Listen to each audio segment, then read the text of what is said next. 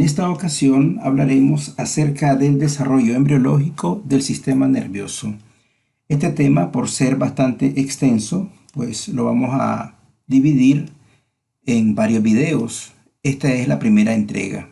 En esta primera parte vamos a abordar el desarrollo del tubo neural, el origen de las células de la cresta neural, el desarrollo de la médula espinal y algunas de sus anomalías. También hablaremos acerca de la diferenciación de las células del tubo neural original. Para iniciar este tema, nosotros tenemos que recordar algunos aspectos ya vistos durante el periodo embrionario, como es la neurulación. Vamos a iniciar este tema recordando algunos procesos que ustedes ya han visto, pero que vale la pena que nosotros recordemos. En esta parte lo que nosotros estamos viendo es la cara dorsal del disco germinativo bilaminar, es decir, que tiene solamente su epiblasto y su hipoblasto. Pero veremos a continuación las transformaciones de una manera muy rápida para que ustedes se recuerden y pongan en contexto qué es lo que vamos a ver nosotros en este proceso que se conoce como neurulación. Ahí se observa que aparece la denominada línea primitiva y se está alargando un poquito el disco. Y nosotros observamos también cómo el disco se ha ensanchado en su porción más craneal y va a iniciar el llamado proceso de gastrulación, que como ustedes recordarán, es la transformación del disco germinativo bilaminar en disco germinativo trilaminar. A continuación van a ver de manera rápida cómo ocurre ese proceso de gastrulación. Ahí hacemos un corte. Cambiamos de plano la imagen para que vean cómo las células del epiblasto migran para formar el endodermo y luego el mesodermo. Finalmente queda constituido el ectodermo en la parte más superficial. Ahí hemos reconstruido de nuevo el disco para que ustedes vean. Este ya es un disco germinativo trilaminar, pero ven cómo ya ha crecido mucho en sus porciones más craneales y también podemos observar ahí la presencia de la llamada línea primitiva. En este momento ahí está nombrada la línea primitiva y vemos que también está nombrada la denominada notocorda, que es una estructura que se forma por debajo del recién formado ectodermo. Aquí aparece esta otra imagen de color azul oscuro que representa el engrosamiento de la capa ectodérmica superficial. A esta estructura es lo que se le denomina la placa neural. Vamos a ver cómo esta placa neural crece y se expande y se va engrosando de manera progresiva. Ahí vemos que va creciendo y ahí está nombrada la denominada placa neural. Esta continúa creciendo y se va expandiendo. Y aquí ya observamos un detalle muy importante. Vemos cómo empieza a aparecer una pequeña depresión en la línea media de esta placa neural, que es el denominado surco neural. Pero vean cómo en las partes laterales de esta placa neural, el crecimiento ha sido tan importante que ya esta placa se empieza a levantar, se empieza a elevar para formar el futuro tubo neural. Ahí observamos, aquí hay un detalle muy importante. Observemos cómo viene creciendo la capa mesodérmica y también viene creciendo los denominados pliegues neurales. El ectodermo empieza a proliferar de manera acelerada y empieza a levantarse. Vamos a ver cómo estos pliegues neurales de este lado y de este lado van a cerrarse, van a confluir en la línea media para cerrar lo que nosotros vamos a conocer como tubo neural, de manera que la placa neural va a quedar en el interior y el ectodermo va a cubrirlo por fuera. Observemos.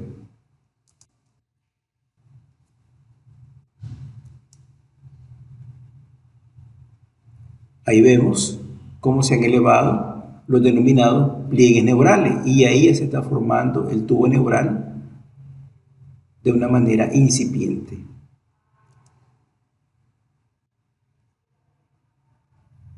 Aquí hemos concluido el proceso y Como habíamos seccionado esta parte para poder observar la formación del tubo neural, vemos cómo esta imagen se ha colocado como una pequeña transparencia para que nosotros podamos observar la continuidad de la formación del tubo neural, el cual está mucho más desarrollado en las porciones craneales, que no lo podemos observar, y está un poquito más estrecho en las porciones caudales.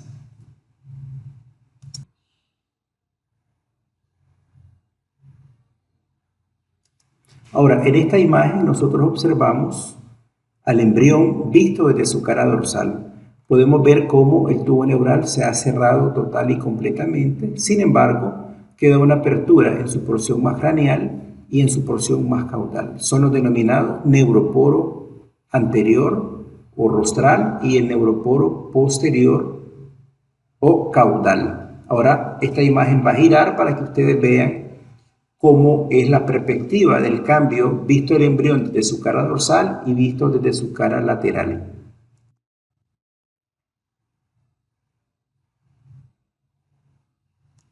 Ahí vemos cómo se ha volteado.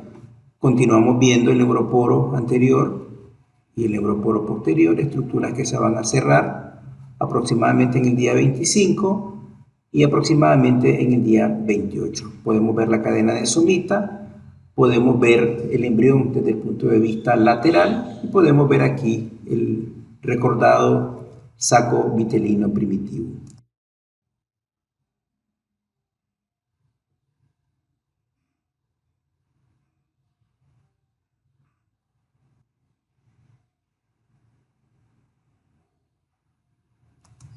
Aquí nosotros podemos observar, cuando hemos realizado un corte en esta estructura tridimensional, podemos ver que la parte azul ya dibuja prácticamente todo el trayecto del denominado tubo neural y podemos ver cómo sus porciones caudales se han ensanchado y han formado las vesículas cerebrales primitivas y cómo su parte más posterior continúa estrecha para dar lugar a la formación de la médula espinal. Es importante que esta secuencia ustedes la puedan ver para que puedan apreciar el cierre del tubo neural y cómo queda esta estructura formada en el interior del embrión.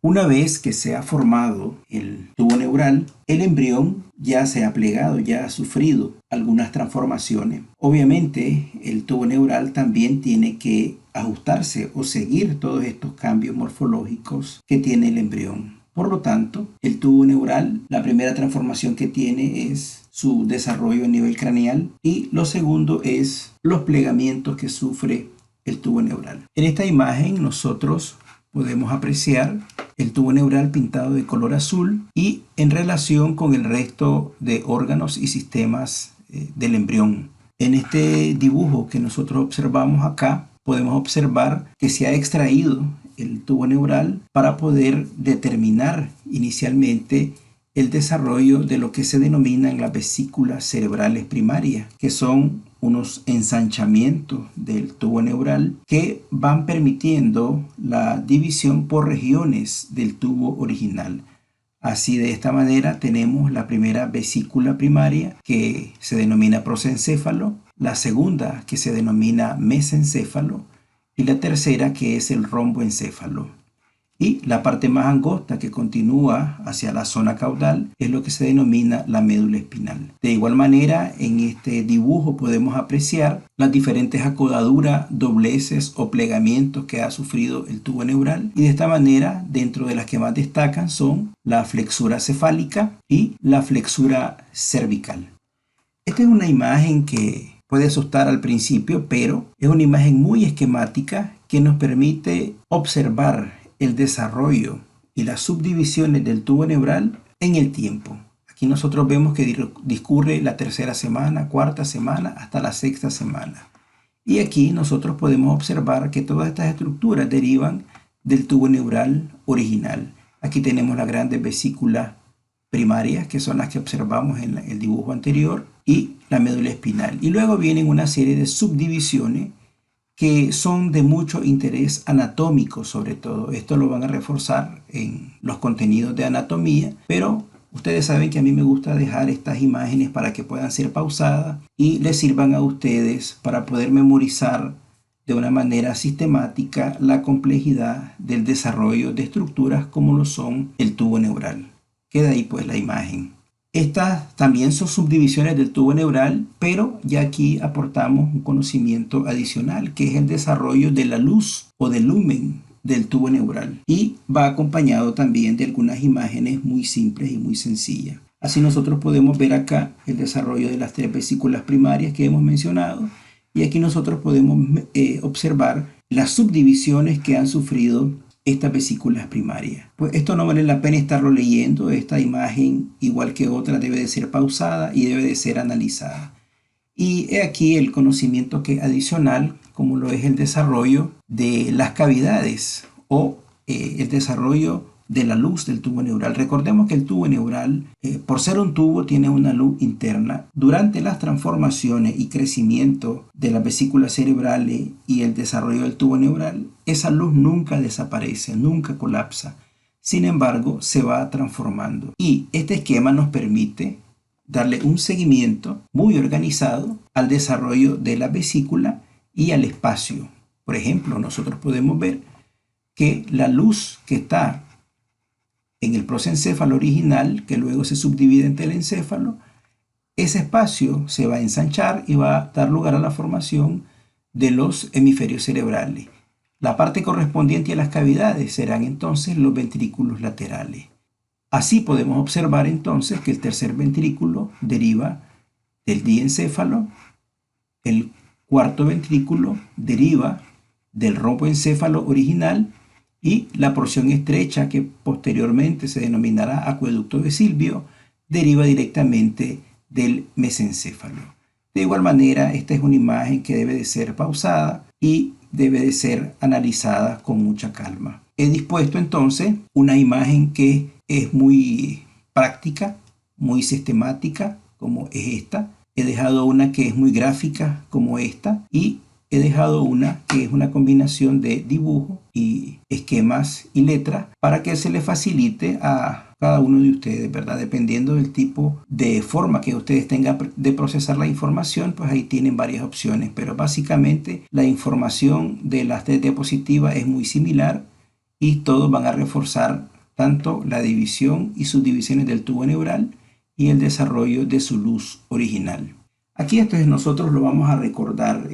Ya nosotros conocemos el origen de las células de la cresta neural. Recordemos que las células de la cresta neural empiezan a desarrollarse como una población en las porciones más elevadas de los pliegues neurales y existe una transformación de tejido epitelial a células mesenquimáticas, y esta transformación es lo que permite darle movilidad a estas células y son células migrantes realmente. Aquí nosotros observamos en esta parte celeste cómo se empiezan a desarrollar las células de la cresta neural. Una vez que el tubo se ha cerrado completamente, ellas empiezan su trayectoria a las diferentes estructuras. Ya hemos mencionado también varias veces de los derivados de las células de la cresta neural, y aquí es importantísimo recordar sobre todo que son las que dan origen al desarrollo del ganglio de la raíz dorsal. De igual manera, los ganglios preaórticos, de igual forma a la médula de la glándula suprarrenal y muchos de los ganglios entéricos. Esta imagen nos permite ver qué tipo de células conforman la pared del tubo neural. En esta imagen podemos ver un esquema bien sencillo del tubo neural que ya se ha cerrado, y vemos cómo en este recuadro lo sacamos y lo ampliamos, y esto es lo que nosotros veríamos entonces desde el punto de vista microscópico. Aquí veríamos la luz del tubo neural y aquí veríamos la composición de todas las células. En principio, este es un epitelio de tipo pseudoestratificado y la población principal de estas células se denominan en este momento células neuroepiteliales y tienen una alta capacidad mitótica. Por lo tanto, ellas se están dividiendo constantemente. Un poco más adelante en el tiempo, estas células, una vez que han proliferado y han aumentado en número, obviamente han engrosado la pared del tubo neural, y ya nosotros podemos observar cómo muchas de ellas empiezan a diferenciarse en otro tipo de célula.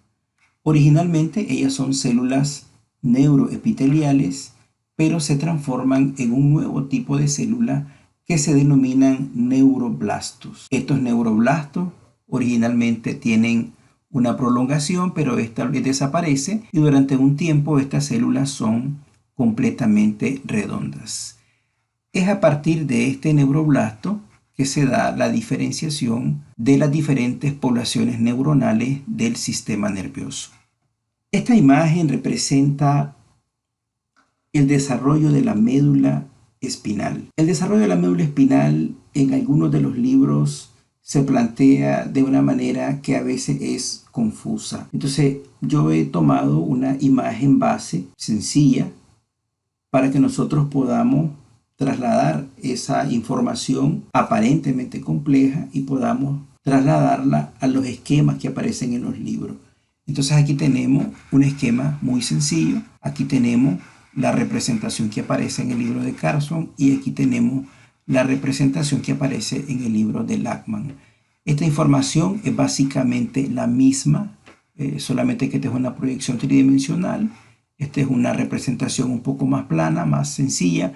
Sin embargo, yo he querido simplificar esto de esta forma. Es como que si nosotros tuviésemos una zona y dentro de esa zona nosotros tengamos una mariposa custodiando una casa, ¿sí? Entonces la casa tiene su piso y tiene su techo y la mariposa tiene su ala. La primera cosa que nosotros debemos de tomar en cuenta es que la parte esta que está pintada de un color amarillo oscuro representan a las poblaciones de neuroblastos que se van a diferenciar en neurona.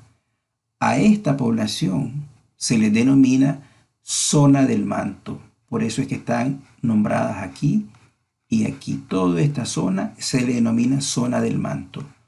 Obviamente, cuando estas células se diferencian en neurona, van a tener prolongaciones y estas prolongaciones se van a mielinizar. Estas prolongaciones mielinizadas es lo que conforma lo que se denomina la zona marginal, es decir, está en la periferia, en el margen, y por eso se llama zona marginal. Si nosotros queremos trasladar esa información, aquí nosotros podemos observar que tanto esta zona aquí de color azul como esta de color roja están conformando la capa del manto y esta zona es lo que se denomina la capa marginal. Entonces, ¿qué podemos deducir de esto? Que de la zona del manto va a derivar la sustancia gris que está compuesta por somas neuronales y de la zona marginal va a derivar la sustancia blanca de la médula espinal, donde encontramos axones principalmente mielinizados. ¿Qué otra información le podemos sacar a este esquema y trasladarla a los esquemas más complejos? Esta casita que está custodiando la mariposa tiene un techo y también tiene un piso y la vemos representada aquí como la placa del techo y la placa del piso. Placa del techo y placa del piso, del suelo, dicen algunos libros. Esto representa una zona donde no hay crecimiento neuronal. Luego, la zona del manto que conforma las alas de la mariposa, nosotros podemos ver que hay una parte donde las alas son muy grandes, muy desarrolladas y a esa zona se le va a denominar placa alar. Y tenemos una pequeña hacia la base de las alas de esta mariposa a la que se le va a denominar placa basal. Entonces aquí vemos la ala y la base, la placa alar, la placa basal, la placa alar y la correspondiente placa basal. Luego, nosotros ya podemos hacernos una idea bastante clara de cómo, tras la diferenciación de esta zona, la diferenciación de las neuronas, la mielinización de sus axones, esto se va transformando en lo que nosotros conocemos como la médula espinal. Así, en la médula espinal definitiva, vemos que toda la sustancia gris está formada por lo que era antes la zona del manto, toda la sustancia blanca está formada por lo que antes era la zona marginal y las alas o la placa alar va a conformar entonces todo lo que es el asta dorsal, que es completamente sensitiva, es decir, ella recibe información de la periferia, y en la base se van a desarrollar las astas ventrales, que son preeminentemente motoras. Entonces, esta misma forma de mariposa que vemos acá, con una ala más larga y otra más corta, esta misma que está aquí y es esta misma que está aquí. Pues yo espero que esta representación un poco más sencilla sirva como una ayuda visual para que podamos entender esto que en apariencia es complejo, pero realmente es bastante sencillo. Todo este conocimiento ustedes lo deben de correlacionar con lo aprendido en anatomía, para que ustedes puedan ver que la anatomía de la médula espinal es exactamente lo mismo que estamos explicando. La única diferencia es que estamos explicando el origen, y en anatomía ustedes están viendo ya la estructura del adulto completamente formada. Aquí en esta imagen podemos ver la formación del nervio raquídeo. Como nosotros ya hemos aprendido que la raíz dorsal es sensitiva y la raíz ventral es motora, ya se nos hace mucho más fácil comprender cómo se forma el nervio raquídeo. En esta imagen se puede apreciar un poco mejor cómo neuronas que se encuentran en la periferia, y aquí ponen el ejemplo la piel, llevan información. Esta información llega hacia un ganglio sensitivo. Este ganglio sensitivo, como nosotros podemos observar en esta imagen, es un derivado de las células de la cresta neural. Es decir, estas neuronas que están aquí son neuronas derivadas directamente de las células de la cresta neural. Entonces aquí hacen una sinapsis y luego los axones de este ganglio sensitivo son los que llegan y llevan la información desde la piel, en este caso, al asta de la raíz dorsal. Aquí se recibe la información y se procesa. Una vez que se ha procesado la información, se genera una respuesta. Esta respuesta viaja mediante el asta de la raíz motora ventral, que como lo dice la palabra, es efectora, es motora. Aquí se encuentran los somas neuronales y esta información viaja a través de los axones y llega directamente hasta el músculo, que también es otro ejemplo, que sería en este caso el efector. Por lo tanto, entonces, un nervio raquídeo va a tener un componente sensitivo que proviene del ganglio sensitivo y también va a tener información motora. Estas informaciones se unen para formar lo que se conoce como el tronco del nervio raquídeo, y es lo que viaja fuera de la médula espinal para traer y llevar información de la periferia. Esta imagen representa de una forma bastante sistematizada los diferentes procesos de mielinización que ocurren en el sistema nervioso. De manera general, nosotros tenemos axones que son amielínicos, no tienen mielina o no tienen una cubierta completa de mielina. En este caso está representado por este esquema que está aquí, donde viajan diferentes axones no mielinizados porque no tienen una cubierta completa de mielina. Luego existen otras neuronas que son las que están dentro del sistema nervioso central, es decir, dentro de la médula espinal y el encéfalo.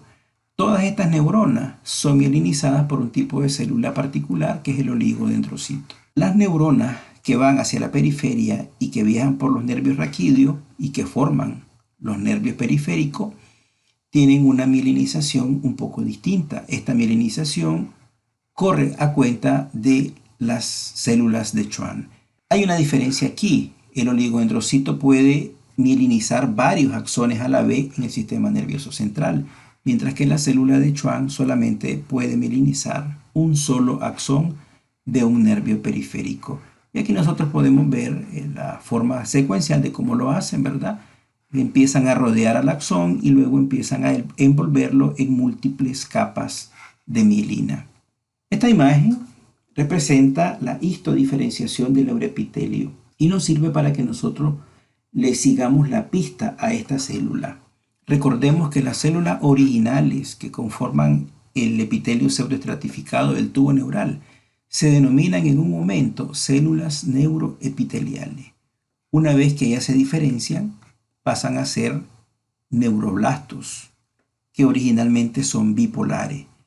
Estos neuroblastos, muchos de ellos, conforme van desarrollándose, emiten diferentes prolongaciones, dentro de las cuales una de ellas es el axón y el resto son las dendritas, y a esto se le conoce como un neuroblasto multipolar, que es ya lo que nosotros conocemos como una típica neurona motora. Por otro lado, otro grupo de células neuroepiteliales se diferencian en otro tipo de células distintas al neuroblasto y escogen ser células de la glía o glioblastos, es decir, células gliales inmaduras.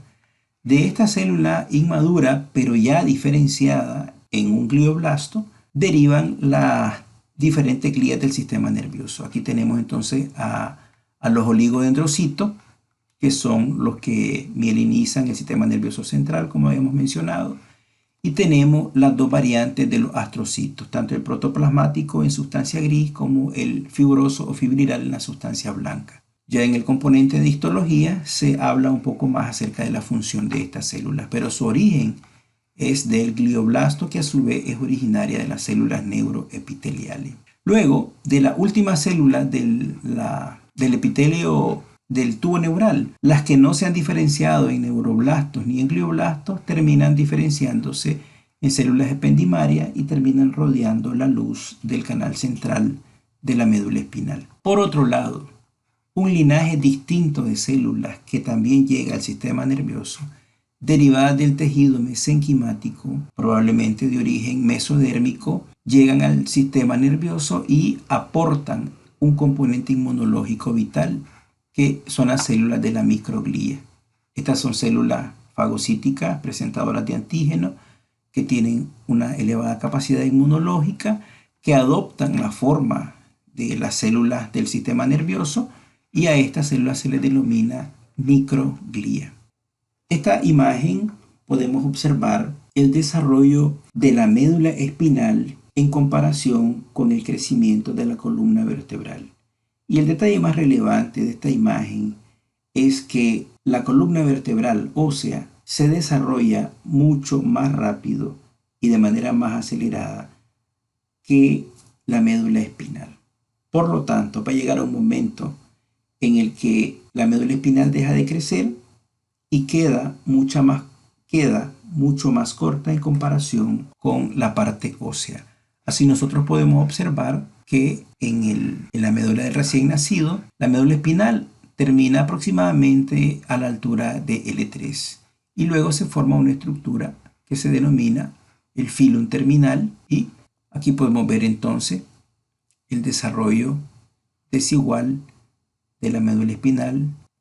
Finalmente, vamos a comentar algunos defectos del cierre del tubo neural, específicamente a nivel de la médula espinal.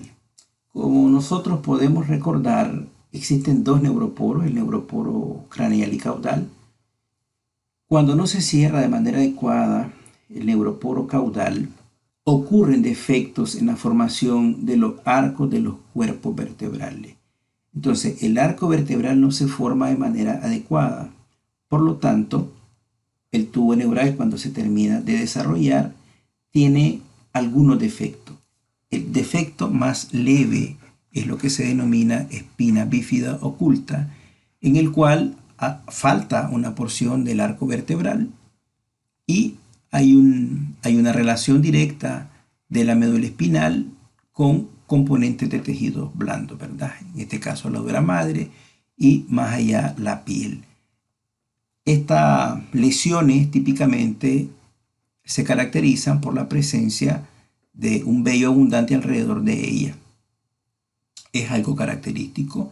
No son lesiones graves, sí pueden provocar muchas molestias y muchas de las personas pueden darse cuenta que tienen este problema hasta en edad adulta. La otra variante, donde el defecto es mucho más grave en el arco vertebral, ya implica una alteración del tejido de las meninges. En este caso, el tejido ha quedado redundante y se ha llenado de líquido formando una masa quística.